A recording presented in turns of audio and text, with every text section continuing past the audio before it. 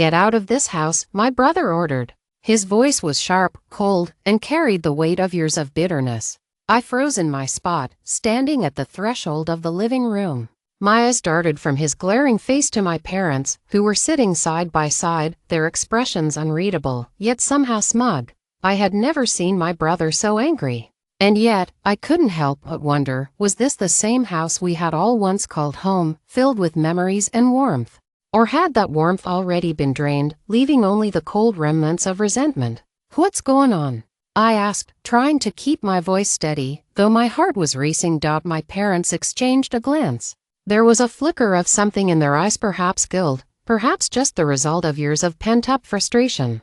They had never been the most open about their feelings, but this was something different. "Don't act clueless, Emily," my brother spat. "You know exactly why I'm asking you to leave. It's the same reason you've never really been a part of this family." I took a step back, my mind reeling.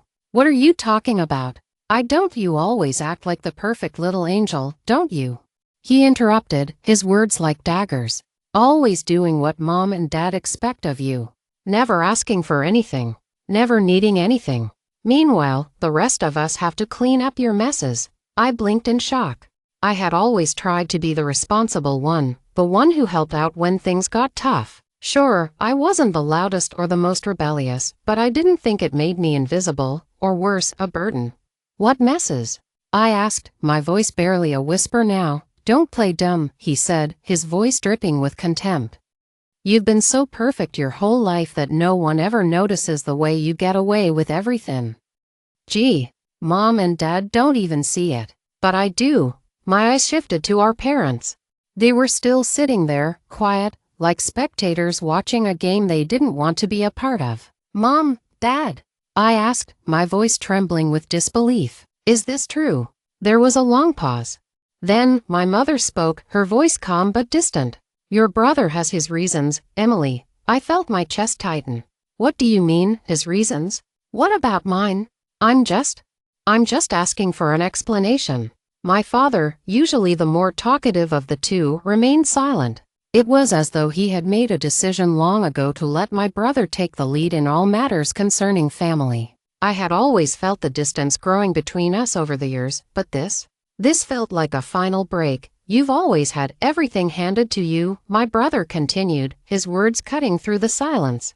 "You don't have to fight for anything, not like I did. Mom and Dad always gave you everything you wanted. They made sure you were happy. And me, I had to struggle. I had to fight for their attention." I looked at him, disbelief flooding my senses. "Is that what this is about? You're angry because you think I got more attention than you?" He laughed bitterly. "No, Emily. It's not just about that.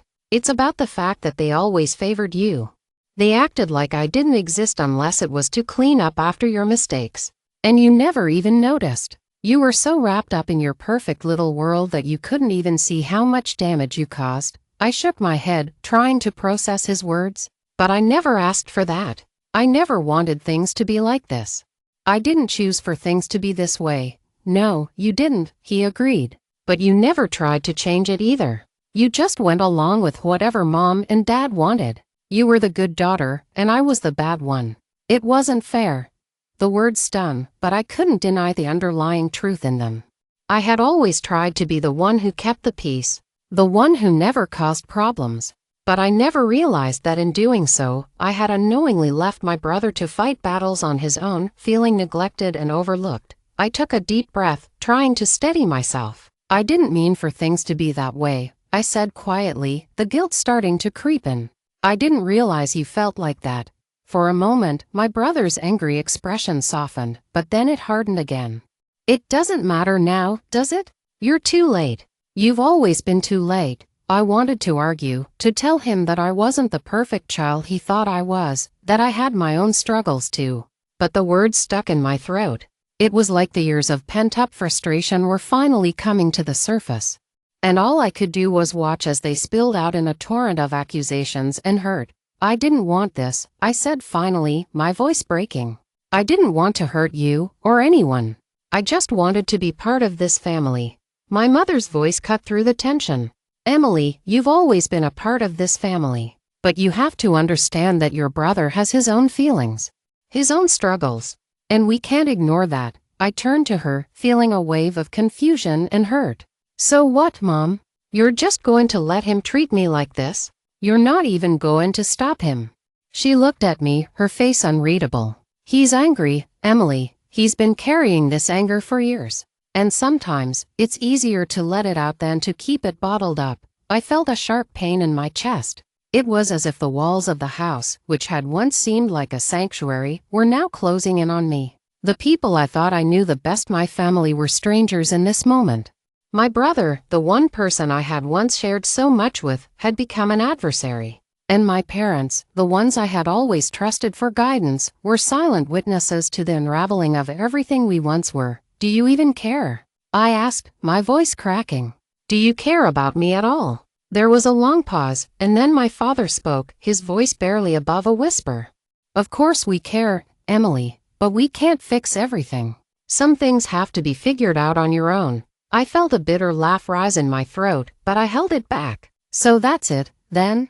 You're just going to sit back and let this happen?" "You don't understand, Emily," my brother said, his voice cold again. "You've never understood." I turned away, my heart heavy with a mixture of confusion, hurt, and frustration. I felt like I was suffocating in this house, surrounded by the remnants of a family that had once been whole. The thought of leaving, of walking away from all of this, was more overwhelming than I could have imagined. But maybe it was what I needed. Maybe it was time to stop trying to be the person everyone wanted me to be and start figuring out who I really was.